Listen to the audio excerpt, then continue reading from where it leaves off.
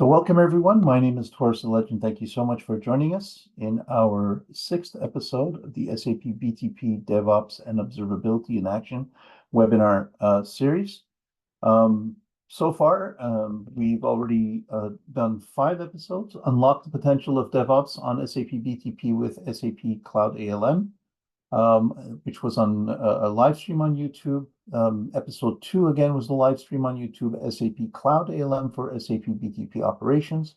Last week we covered logging and alerting with SAP Cloud ALM for your apps on SAP BTP, followed by a demo, which was episode 4.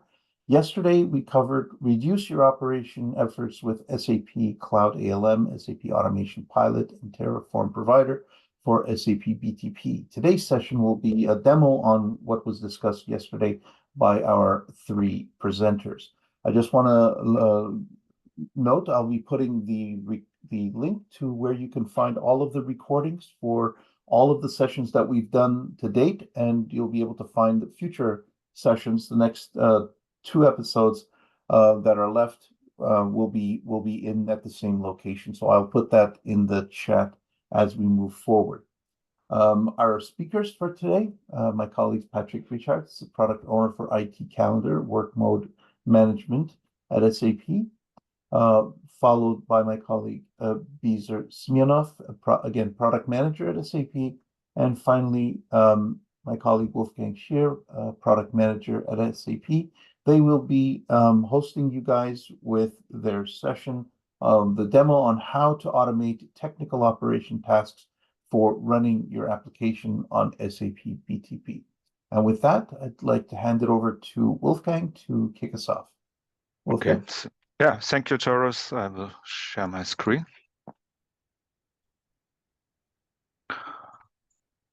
Okay. Yeah, I can see your screen. Good. Okay, fine. Okay. Yeah. Warm welcome also from my side. Yeah, I will start with a demo with a setup of a BTP account using the SAP BTP Terraform provider, and let's just have a kind of a recap how to run a Terraform script. So how to do this? So in general, Terraform script, you have a couple of phases to set up the Terraform script. And the first phase is to define the scope. So I need to know what I want to set up in my account. Then I will write the script, initialize the setup for the Terraform of my Terraform infrastructure. Then I plan the script. This is maybe a kind of a preview of the changes that or the changes that Terraform script will do. Then the last is the apply phase where I will run the script. When everything was successful, I will get a state file where I can see what has done, and this state file is then the source of truth, which I will can then use for running updates or doing changes to other changes to my environment. So starting today, what is the scope of this today demo? So we as we have this DevOps webinar series. So I also the scope is to set up a kind of DevOps development account. So in this account, I want in this BTP account, I want to install some set up some development tools. I need some specific DevOps tools. In our case, it's the CI/CD service and the automation pilot. I need the Cloud Foundry environment. And last but not least, I want to map administrator users and developer users to the specific roles for those services. So how this is now done with Terraform. So let's take a look at the Terraform script. So in general, in Terraform, the first step, you have a different script. So you install the Terraform CLI environment. This is I think you can go to the Terraform website and see how you can do this. This is a simple process. When this is done, you create a folder, and then you have to define some files. The first file what you need is the provider file. Here you define which provider you want to use. In our case, we want to use the SAP BTP provider and also the SAP Cloud Foundry provider for our environment. For this provider, I need to set some parameters. For example, for the BTP provider, I need the global account ID and also the user and the password. This is done by variables. The same for the Cloud Foundry. Here, I need the API URL of the Cloud Foundry by where I want to or which environment or region I want to use for my Cloud Foundry environment. So with that, next step is then I said we need to define the variables. I said we have a global account variable. We have also I want to maybe have a more structured environment. So I want to create have a directory. And as you see, you can have default values. Default means that you don't have to define these variables later. So then the default values are taken. Also, directory description. We have some labels for the directory. Same for the sub account. I want to create a sub account with specific labels. I need a sub account name. Also, maybe if I have already an existing sub account, maybe I want to install the setup in the existing sub account. So maybe then I can provide the sub account ID already. Then, in addition, I want to have a custom IDP. They have to define the region, the organization for the Cloud Foundry environment, then a different, for example, for some services, specific plan with service plan I want to use, and service parameters I want to use. Then I have the variables for my administrators, developers, and also the variables for the username, password, space name of the Cloud Foundry space name, the URL again, Cloud Foundry administrators when this differs from the other administrators, and then some labels. And the origin, this is specific for Cloud Foundry. That is the origin is for existing users, must be set, otherwise the setting will fail. Then I need a kind of a definition of my variables. This is done by in this case with a sample TF-raw file, and I define my variables, and then I wrote more or less the script of my of which I want to use. Again, I start creating resources at the using resources. I create the PTP directory. Next step is to create the sub account. And then I need sometimes these data variables to get maybe more some information which I want to use later in the script, so I can read through existing environments variables or no environment resources, sorry, of that. Then I want to map the custom IDP. Then first step is then to set the sub account role name. I create the Cloud Foundry environment. Also again set the Cloud Foundry roles names or user names. I create a Cloud Foundry space, again set for the space, the space manager, space developer name. And then I set up the services and, for example, the continuous integration delivery service. The first step is what I have to do is to create the entitlement of the service, and in the second phase I have I need the entitlement for the application. That's the and we have the entitlement for the CI/CD service, and then I do the subscription of the CI/CD application. And for the service, I need to create a service instance and a service binding, so I could use this CI/CD service, for example, via API calls. Again, mapping the users, then more or less the same for the automation pilot. Entitlement, I create entitlement, I create a subscription, map the users. Then I do something for my development tools. I want to use the Business Application Studio.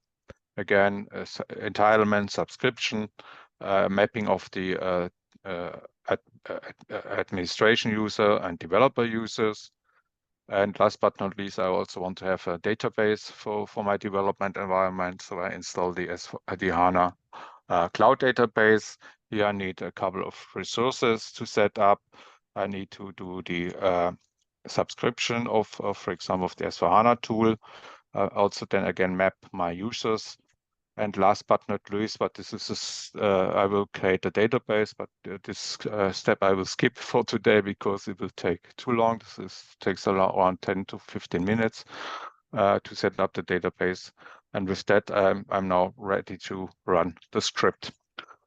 What is the first step when you run the Terraform script? The first step is that you create an init. In the init phase, the Terraform script will download all the provider modules. So in our case, we have the SAP BTP provider, we have the Cloud Foundry provider, and the default HashiCorp provider, which is the standard provider for the Terraform scripts. Next step is then to call the Terraform plan. And in this plan, you will see, okay, which it's more or less a recap of what this Terraform script will do. So you can just check if everything is there, if it's as it looks like as if you intended to do so. If this is fine, you can then run the Terraform apply.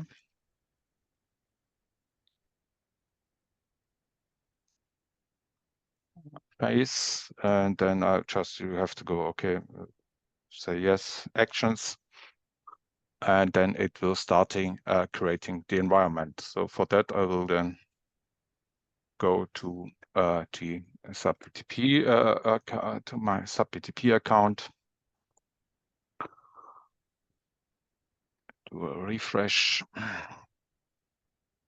and you see it already started. So he has created a directory and is now creating the SAP account.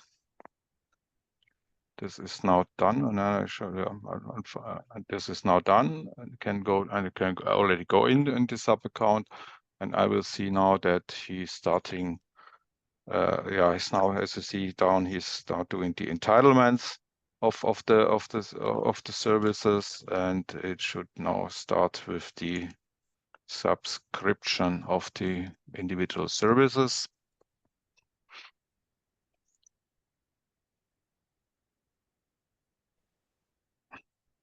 Yeah, it's now creating the Cloud Foundry space entitlement, and here is subscription is creating. We should now see at least something here. Unfortunately, I have always to refresh. Yeah, we now see, okay, that the entitlement is already done. He's then do the role collection of the users. And yeah, the last step here, and it's just wait one few seconds. And we see, for example, that it already has created the space environment. We have a dev space, and in the dev space, we have the mapping of our users with the origin to our IIS we are using. Then we have in the role mapping, we have the roles in the role collection. Also, for example, for the automation pilot, we have then the mapping of the administration user. With that, see the script is done, and our account is the setup is finished.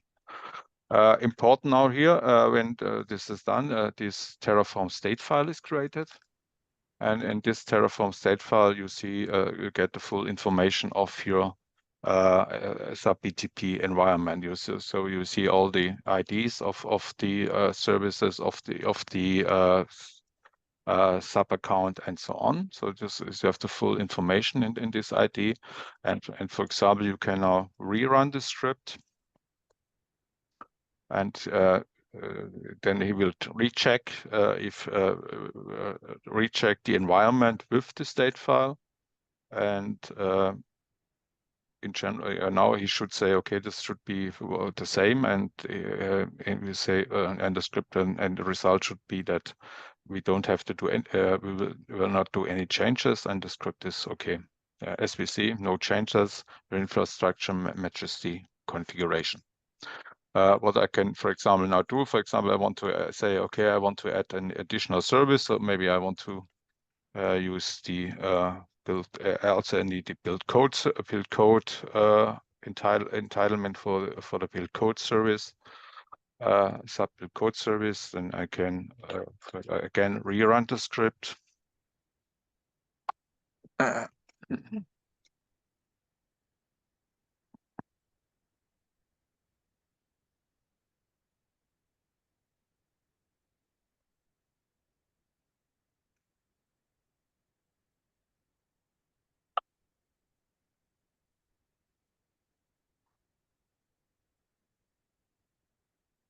And now you see, okay, the script says, okay, there's a change. Do you want to perform these changes? And then I say again, yes. And you see he's just doing the entitlement of this build code. And it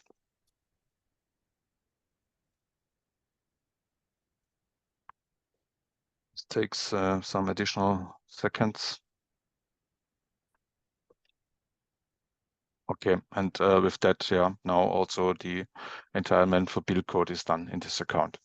And with that, you have the full control of your SAP BTP account with the Terraform script. So the source of truth is not longer the manual configuration of the account. The source of truth is the Terraform script. And as I said, with these Terraform state, this is then the file to save. Important here, don't put it in any public environment, because as I said, it contains all the confidential information of your account, and this should then put in a secure store where you can, if you want to reuse it or distribute it under your development team. And with that, I will then say next is then Bisa. I think Bisa, who will show the step how to use Automation Pilot. Thank you. Right. Okay. So hi from my side as well. Wolfgang, thanks for handing over. Yeah. I will start with a very quick walkthrough the use cases. Yeah. So Bisa, just before you get started, I just wanted to know, you guys want to take the questions now? Because I do see a couple of questions in the chat, or do you want to do all the questions at the end? I can do that for the Terraform part. Okay. At least. Okay, Yeah. Great. Yeah. Great, thanks. I will answer them. Yeah. Okay, thanks. And everyone, keep your questions coming. The team will answer your questions as they come in. Thanks. Go ahead, Bisa. Right. Thanks. So let me just share my screen. Right. So for the upcoming demos, we of course we're gonna follow up what Wolfgang said and demonstrate it to you. So we gonna use let's assume that we have already the needed resources, and just for the sake of the demo, we are not able to continue the development of the applications and the databases from what Wolfgang just has created, but we have prepared the needed applications and databases in advance. But the point here is that we have like step-by-step approach, a real end-to-end scenario since the provisioning.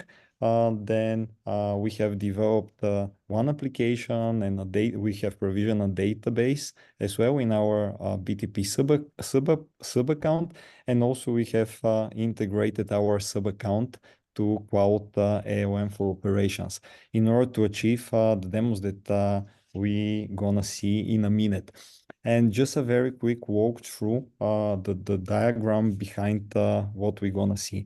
So within the first demo, we have a Java app that it's deployed in our space, and it is integrated, as I mentioned, to SAP Cloud ALM, and that's the health monitoring.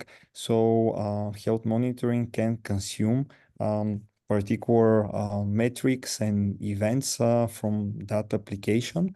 And we're gonna be using a crashing of that application. So just for your understanding, I will simulate the crashing of the application, which will result in an instant metric pushed to Cloud ALM, and then and then Patrick will be able to demonstrate to you how that alert is going to be visualized.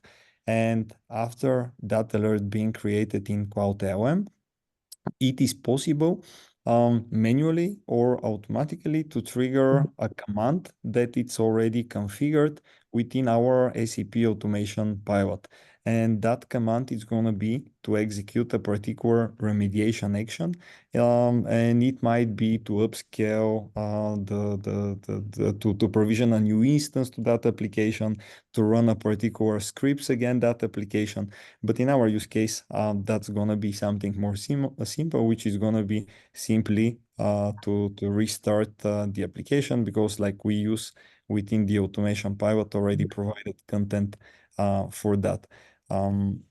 Yeah, and one hint as well, like in real world, if you have like a situation of crashed application, we have a feature in the BTP platform which automatically tries to restart the application, but that's not the point. The point behind that use case is that in case you have an event or a metric that it's possible to be kept by SAP Cloud ALM, then automatically you can trigger an automation pilot command in order to remediate that situation. Moving forward with the second use case, we have now the database. So we have SAP HANA Cloud, and okay. And for that HANA Cloud, it is running on an old QRC version. And similar to the application, but this time for the database, it is possible on SAP Cloud ALM to consume metrics and detect. In that case, it's going to be an info event or a warning event, which is going to be visualized in the Cloud ALM as a database that it's running on the not on the latest version, and there's a new patch, or in our use case a new QRC version. And in that case, the recommendation by our SAP HANA Cloud Ops team is that those type of updates and the application of a new QRC version should be done manually through the supervision of our ops teams. So in that case, the user, the ops user, is gonna be firing a command which is also configured in the automation pilot, and pretty much that command will apply the new QRC version to the HANA Cloud. And just before handing over to Patrick, let me just stop sharing my screen. Mhm. Yeah. All right. Thanks, Pete. Yeah, just I I wanted to show the databases. Go Now ahead. you see this HANA Count 3 database, and if you click on the icon into the information tooltip icon, we see that the new version, there are new versions and a new patch it's available. And why I show that now, because after the demo, we're gonna be able to see that the latest patches are applied. So now, yeah, without any ado, I'm handing over. Okay. Patrick, over to you. Just one moment. Thanks, thanks, Bisa. Let me share my screen. Give me a second.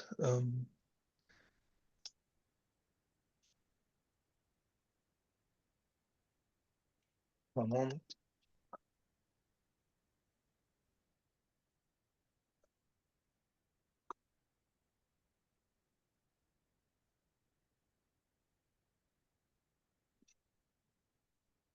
Yes, sorry. took me a while to find the button. Yeah, all good. We can see. So you're able to see my screen. Okay, good. So I've logged onto SAP Cloud ALM Health Monitoring. So let me do it from the beginning. We have here is for SAP Cloud ALM Launchpad. Here you can jump into health monitoring, and here basically we see also the information about HANA Cloud and about the SAP BTP Cloud Foundry environment. Here actually in HANA Cloud, I'm monitoring 2 HANA databases, and here in the Cloud Foundry environment, basically we can see some, we can jump into this and we can see some of the metrics that we have here. We monitor CPU usage, CPU load average, some Java metrics, and we also monitor the application. And we also have a custom application Perfume Store 2024 deployed in this. And basically, here for this, we also receive some metrics. Now, basically, we received an alert that the process has crashed. For the exactly for this Perfume Store custom application, and I can jump into the alert details. And here I see some information, basically more or less the information which we received from ANS. Yeah. And what I can do here is minimize this. I can trigger some recommended actions. In this case, I can do the following. I can, besides confirming an alert or sending an email notifications, assigning a processor, I can start an automation, a so-called operation flow. Here we have some already predefined operation flows, in this case of type SAP Automation Pilot. And basically here I can trigger the automation pilot command restart CF up. Yeah, and here I'll trigger it. And we can also see basically here that it was triggered, and I can jump into the and from the alert details here in SAP Cloud ALM, I can jump directly into the automation pilot command and see the current status. So, and here I see that the command is finished, and maybe if we find time, Bisa can later show us that the app indeed has been is again up and running. The second use case I would like to show is basically this is now for the database. Let me go back here for the HANA Cloud databases. We see that one of them is critical status. We can also see basically the details with which metrics we collect for the database, and we see basically that here we get some HANA alerts reported into SAP Cloud ALM. For example, that the database is running on an outdated patch. We also have an alert for this. Yeah. HANA alerts, a new patch for the HANA instance is available for the database HANA CAM 3. Again, I can do the same things. I can go into the HANA alerts. I can jump into the I can trigger recommended actions for this. Here we have a command update HANA Cloud database, and I would start it. Now again, I can see the command is running. This command might take a little bit more time. Let me refresh the UI. So here I see that this command has the status input required. This means it's waiting for a manual user action. Again, I can jump from the alert details in SAP Cloud ALM into the automation pilot command. And here it asks me, here we are in a confirmation step. I can here say basically update HANA. She had asked me, do you want to update HANA CAM database to the latest version? And I have the option confirm update, and now the update is running. Okay. So last thing I would like to demo before I would like to hand over back to Bisa is the following. Now, of course, basically this was what I showed here was not fully automatic. It was more or less semi-automatic. This means you always had to go into the alert inbox to trigger an automation pilot command for an alert. Of course, this is also possible that you configure it to be fully automatically. To do this, I jump back into health monitoring. I go into the configuration of health monitoring. I go, for example, here I go into the configuration of my HANA database. Yeah. And then basically here we see basically here that the HANA alerts, that we have defined a threshold for the HANA alerts. And I can also, and here what I've done is here I've defined that if the threshold is exceeded for HANA alerts, we automatically get an alert. But we can change this. I'll go into the configuration. And I can say basically that today is we can create an alert. I could also send an email to someone. I could also start an but what we can also do is we can tell SAP Cloud ALM that it should automatically start an automation pilot command if this alert is raised. So, okay, good. Now I won't get this alert again so soon, but in this example now, basically, if I save this configuration, the next time I get this alert or this event, basically, we will automatically trigger the recommended action / the relevant automation pilot command. Okay, with this, I would like to hand over back to Bisa because Bisa will show us basically how it looks now in how the database now looks like, and he will also show us how we can configure the commands. If you still have time, there I'm not sure. Yep, there's still time. All right, perfect. Cool, thank you very much. Then let's continue from where Patrick had completed the demo. So we have simulated, let's just to sum up, we have provisioned the needed resources in our SAP BTP sub-account. Then we assume that we have completed the development, we had deployed the application and the database, and then we simulated two events, one from the application and one from the database, which resulted in alerts in Cloud ALM. And as a follow-up, we executed the commands from the automation pilot to remediate those situations. So let's see now the output before jumping into the automation pilot, where I will show to you guys actually how the commands were modeled and what are the main concepts for the automation pilot. But as I said, let's see the output behind the whole story.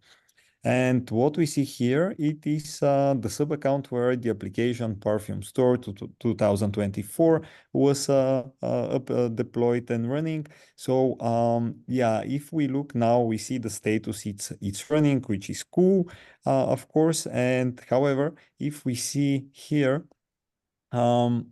we see also, if we see into the recent application events, we see an event app crash, and that was an event that was simulated manually by my side here, and then I stopped the application because it was trying to restart, and it was running out of memory.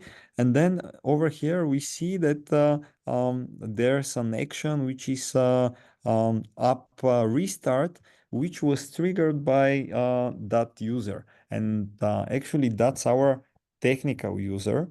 And that's one of the prerequisites to restart the application or to upscale or to stop the application, or multiple applications or multiple databases that you have in your sub account. So it's also written in the documentation of the automation pilot. So of course we need certain authentication and authorization to be granted to the automation pilot in order to interact with those resources, being databases, applications, whatever, the ticket management systems, and so on. So for those two use cases, for upgrade, for applying the latest patch to the database, and also to restart or upscale the application in Cloud Foundry, we need a technical user, and I can so that technical user should be assigned to your space So in example, if I go now to my space, which is the dev space, and if I look into the members, the technical user here, it is assigned with the needed rows. As a minimum, it must have the space developer role, but for my use case, I also have granted some more use cases. Right. So then we're gonna see how I keep the inputs for the technical user, and what is even more important, the password for that technical user in the automation pilot. And I use those inputs when needed, when I trigger the commands from automation pilot perspective. But that's gonna be in a bit. So yeah, over here, if I jump to the next tab, we see the databases which I have provisioned. There are databases which are provisioned on a Cloud Foundry level. And I use commands from our catalog for updating for interacting with the databases on a Cloud Foundry level. But also it is possible and it is also documented in our samples in GitHub repo here. And also we have a blog post how to interact with databases, with HANA Cloud databases, which are which are running on a multi-environment setup. They are visualized in your cockpit as other environments. So that's, yeah, I can also send that link in the Zoom chat. So we have a public repo with samples for the automation pilot, which are, I would say, quite well documented and explained. Just a very quick overview on those. We have a description how to use those samples and how to import them, right, how to use. If I click on that the anchor link, so here's an explanation. So they are exported as a catalog. So all you need is to find the use case which is interesting for you. In example, let's say now we have demonstrated a use case which is related to the updating of the HANA Cloud. So if I click on that one, here I can see a very detailed description and requirements. So we have details on how to update a HANA Cloud running, as I said, on Cloud Foundry environment, with details regarding the inputs and how to provide these. Yeah, here we see the requirement for the technical user as well as a prerequisite. Here it goes. Platform user with space developer role in the space where the database resides. Also, we have some links included into that sample. Right, and if I scroll further down, we can also find details on how to update the HANA Cloud. Yeah, here it goes. How to update the HANA Cloud on other environments or multi-environment setup. So, but what is more important, it is not those descriptions. They're like in addition for you to understand that sample. What it's important, it's the possibility to go into the catalog JSON file here, in example, and you can copy the entire catalog, which is gonna be with the name Automation Pilot Examples. And once you have copied that catalog, you can import that catalog, including the needed commands, directly into your automation pilot. I have done that already. So you can see the output just in a second. And that's just one example, of course. Like you can import the other examples and they will be included in the very same catalog. So you wouldn't lose some of the previous example commands that you had imported, but it's just like more will be included as you import this. Why we did that? It is indeed the automation pilot. It's quite user friendly, and we believe that, of course, it can be improved, and we're gonna see it in a bit in action. But also we thought that from our automation pilot dev team, we thought that it's a good approach to really prepare some end-to-end scenarios, because the automation pilot can be used as a building blocks, as a Lego box, and like you can pick up some commands, extend with few other scripts that you develop, and then combine it. And also, like, based on our experience working with internal and external internal SAP teams and external customers, SAP customers, like we have prepared those commands as a kind of inspiration and showcase what you could achieve with the automation pilot. And we even wanted to the kind of boost the onboarding to the product. So this is why we exported the commands exactly in catalog. So it's a kind of like you pick up the use case, you import the catalog coming with all the needed commands and settings, and then you are kind of have a complete end-to-end use case where like you can trigger it and see how it works. So yeah, then yeah, as I have mentioned about the HANA Cloud running on Cloud Foundry. So now here I see the HANA Cloud Central, and if I refresh that one, right? Because that was the screen that I shared to you before Patrick jumping in and sharing the capabilities in the Cloud ALM. So yeah, now we see that the notification is gone, and yeah, it seems that the HANA Cloud database was updated, which it's perfect. So let's see then what actually had happened in the automation pilot. So that's the UI of the automation pilot and how to access to that one. The automation pilot, it is a SaaS application within BTP. So I have provisioned that one already. And it is, if I go to the instances and subscriptions, it will be displayed over here. It says automation pilot. I think I mentioned that one yesterday, but I will repeat it over again. The automation pilot, it is a product. It is a product which it's focusing on the ops automation tasks.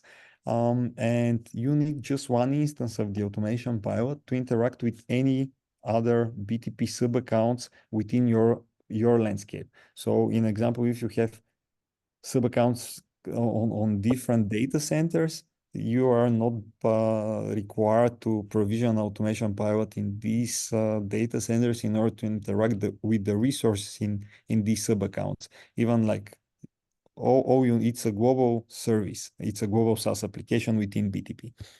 It's yeah, that's quite useful as well.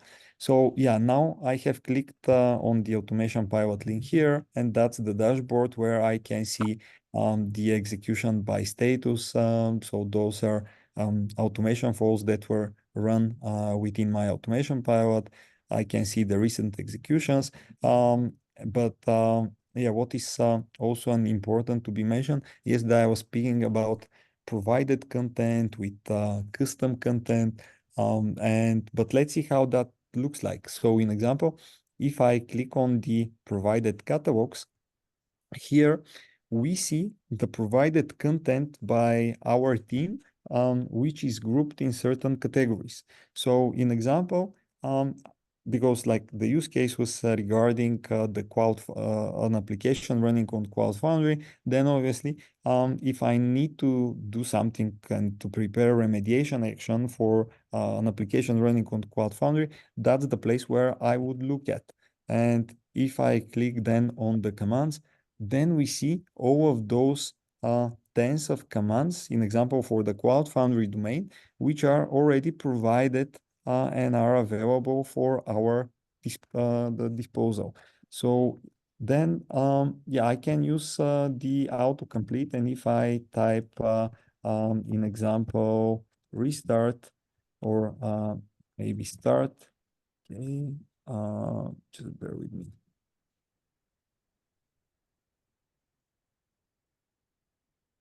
Okay, let's say let me just check what I have picked up, because there are indeed so many commands.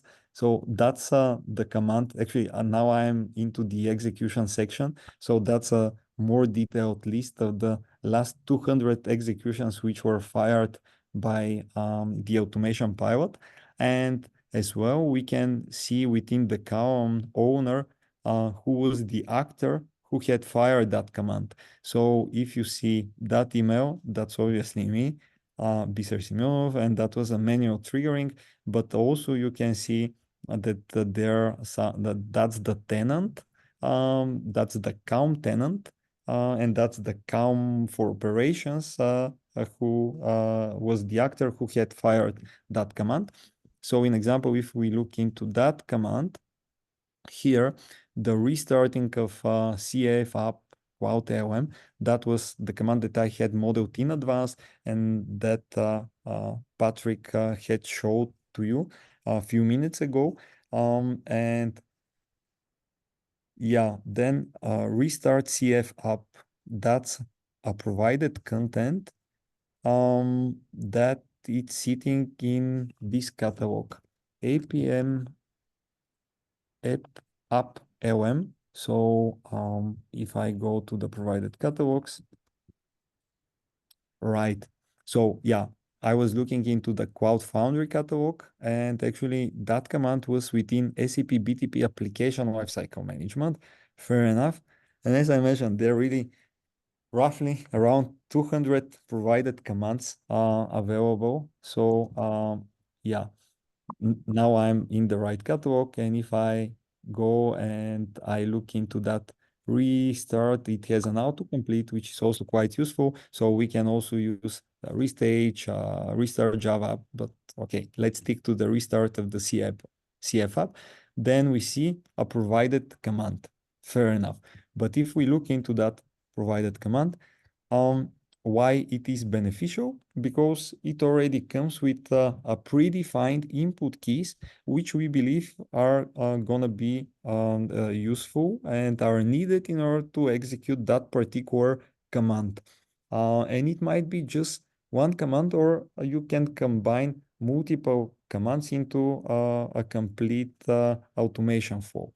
And that's just one example. On top of that, we have many other examples, and some of these examples, they're related to a particular action. Let's say restart of the CF app, it's quite well defined. But an example, if I go to the provided catalogs and I search for HTTP, so now I go to the HTTP operations catalog, and here we can see a couple of commands related to HTTP requests. So if I go to the sensitive HTTP request in example, I can see a more generic command which is going to be used for, might be used for many different reasons. In example, I use that command to check a particular API endpoint, or in example, I use that command to generate a token. Actually, it's I use that command in order to generate a token for the HANA Cloud availability metrics, and then I use that token to figure out whether or not a particular HANA Cloud it is available. So as I said, yeah, it really depends on your use case and how you can combine those ready-to-use commands within your automation flow that you would like to be built. Right, but going back to the use cases that we talk about, so let's see what we have here. That's the restart. That was the command that was triggered by Cloud ALM. So we can see the input values over there. So yeah, we can see the region, the resource name, the user. That's the technical user that we use, and we're gonna reach to that as well, where I have stored that. And what is also interesting, it might be interesting for you, it is to see the output. So we see that the previous state was that the application was down, and now the resource instance was running, and the application Perfume Store 2024 was started.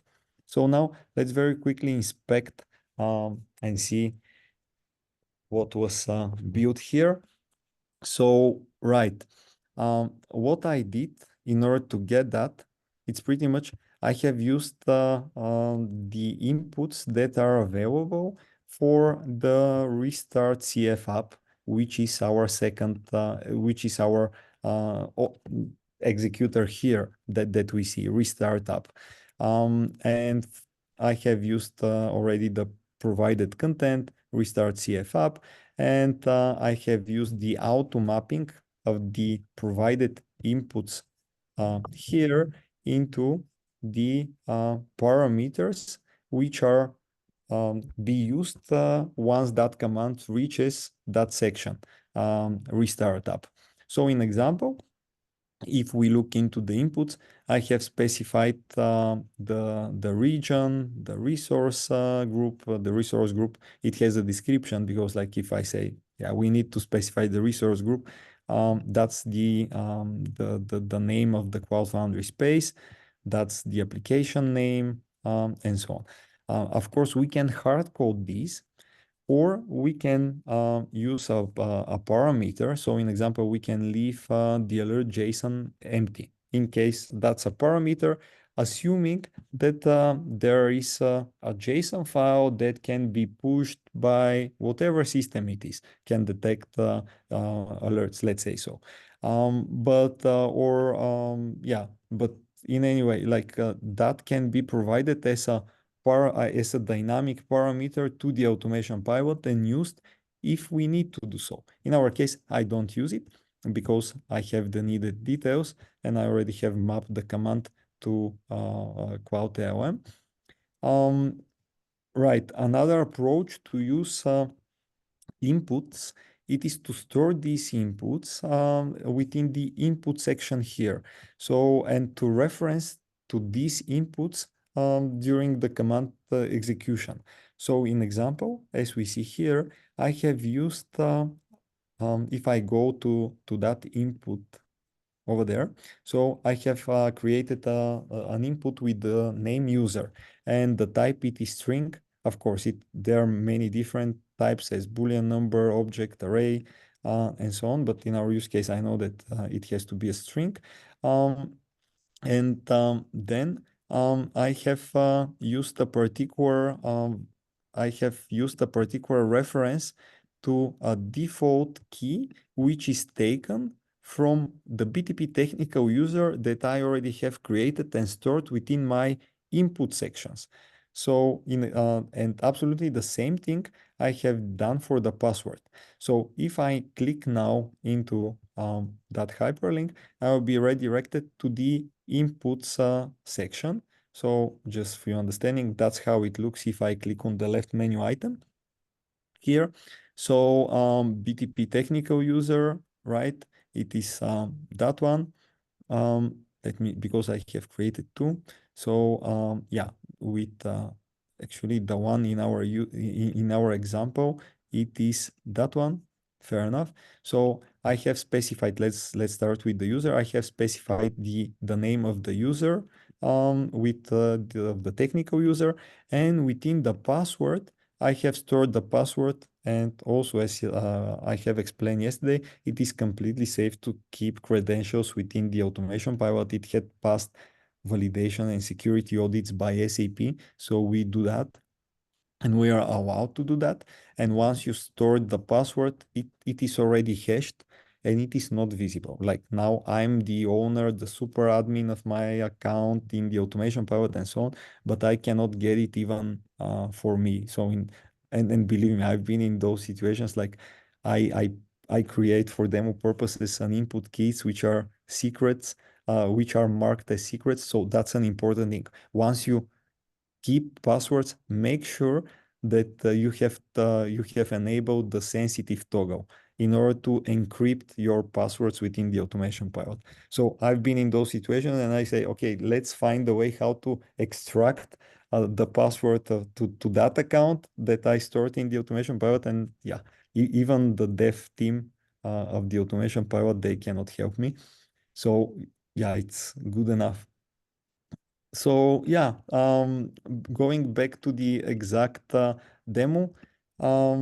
That's the command that was executed, and then as an output, also we can print outputs, as you might be guessing. So it is here, and yeah, pretty much it's the outputs that we have seen.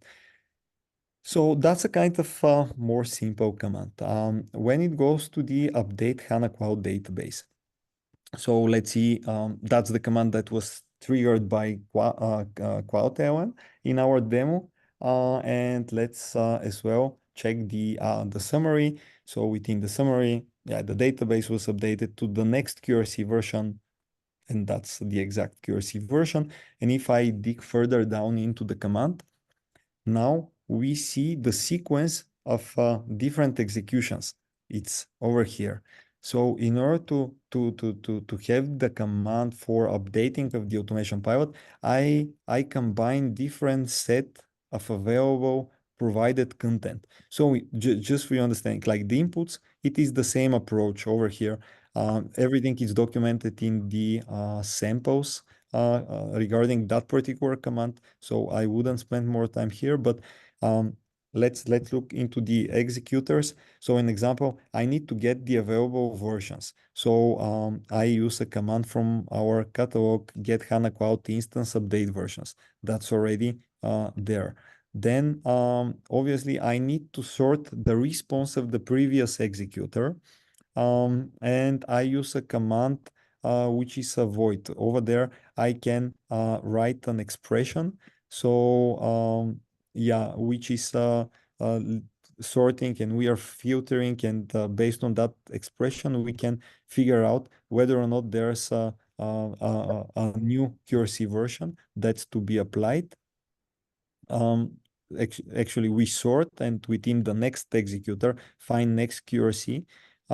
We do that validation. Also, we have a check, is that the latest QRC version? Because within the command, we have a couple of options which are to be picked up. So in my use case, I have picked up the option next QRC version, but I can go directly to the latest QRC version. Also, we can look for a patch. And all of that I use with the void command, where as well, like we can write expressions.